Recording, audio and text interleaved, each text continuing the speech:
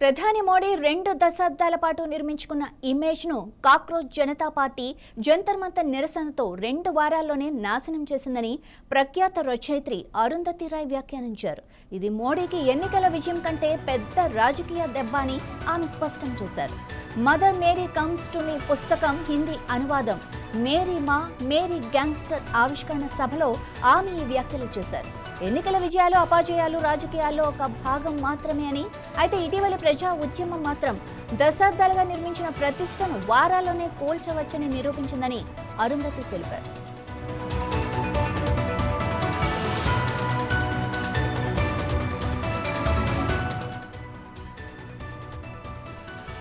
మనకు దేశానికి ఏం జరుగుతుందో తెలియదు. స్క్రిప్ట్ రాస్తున్నాను, అందరూ తమ వంతు పాత్ర పోషిస్తున్నారు. ఇక ప్రజలు తరచుగా వేల సంవత్సరాలు ఇదే పరిస్థితుల్లో జీవించాల్సి వస్తుందని నమ్మేవారు. కానీ 2 వారాల్లోనే అది మూలాల నుండి కొద్దిగా కదిలింది అని ఆమె అభిప్రాయపడ్డారు. కొన్ని కోట్ల రూపాయలు ఖర్చు చేసి మీడియా సమావేశాలు కూడా నిర్వహించకుండా నిర్మించిన 24 ఏళ్ల ప్రధాని మోడీ ఇమేజ్ను కొందరు విష్ణావతారంగా అభివర్ణించే ఆ ప్రతిష్టను కేవలం 2 వారాల్లోనే ఈ బొద్దింకలు నాశనం చేశాయని అరుంధతి రాయ్ పేర్కొన్నారు. ప్రజలకు ఇది ఒక రకంగా ఎన్నికల కంటే పెద్ద విజయమని ఆమె తెలిపారు.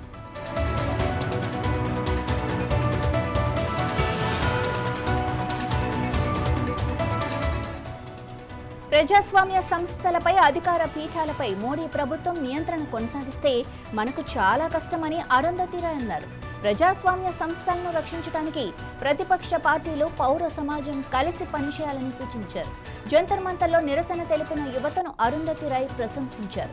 వారు ప్రతి విషయంలో ఒకరితో ఒకరు ఏకీభవించకపోయినా పరిణితిని ప్రదర్శించారని కొనియాడారు. వారు తమ పాత్రను చాలా బాధ్యతాయుతంగా పోషించారని చెప్పారు. ప్రతి ఒక్కరూ తమదైన పాత్రను పోషించినప్పటికీ ఒకే ఉమ్మడి లక్ష్యం కోసం కృషి చేశారని 64 ఏళ్ల రాయ్ అన్నారు. ఇప్పుడు పెద్దలు కూడా తమ పరిణితిని చూపించాలని హితవు చెప్పారు. అరుంధతి రాయ్ వ్యాఖ్యలు దేశ రాజకీయాల్లో చర్చనీయాంశమయ్యాయి. ప్రజా ఉద్యమాల శక్తిని, ప్రధాని ఇమేజ్పై వాటి ప్రభావాన్ని ఆమె విశ్లేషించారు. ప్రతిపక్ష పార్టీలో పౌర సమాజం కలిసి పనిచేయాల్సిన అవసరాన్ని నొక్కి చెప్పారు. ప్రజాస్వామ్య సంస్థలను కాపాడటానికి అందరూ ముందుకు రావాలని పిలుపునిచ్చారు.